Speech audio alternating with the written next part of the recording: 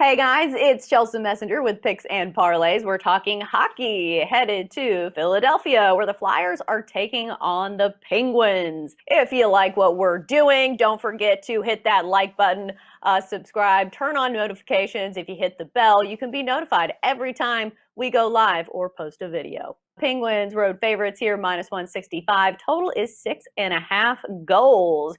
We've got Scott Rickenbach with us, who was the #1 capper on picksandparlays.net for hockey last season. And we're hoping he continues to roll. Scott, who do you like in Pittsburgh, Philadelphia here?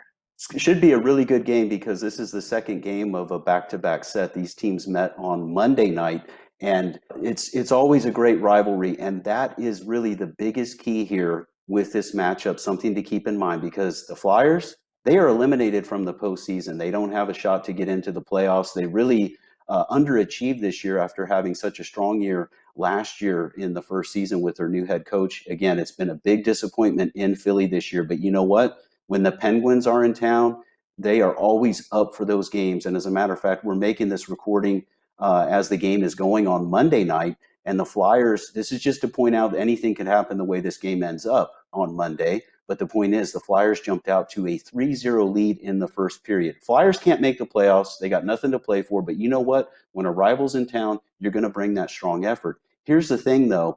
The Flyers, you cannot trust them defensively or in goal. Carter Hart's been shut down for the year.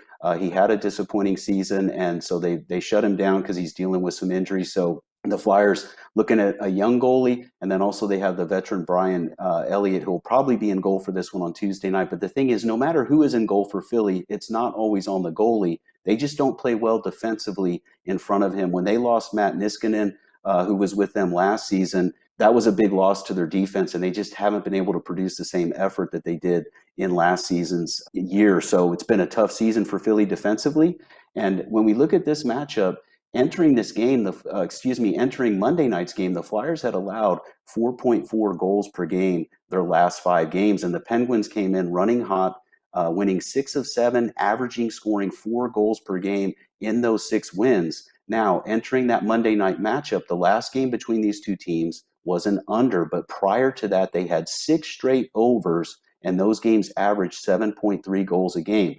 Usually, when these teams are matched up, there's a lot of fireworks offensively, and that's what I'm expecting on Tuesday night. More of the same, because the Flyers, even though, again, they're eliminated from the postseason, but Pittsburgh's trying to win the #1 spot in that division. You know the Flyers want to play the role of spoiler. They're going to bring another strong effort on Tuesday night, just like they did on Monday.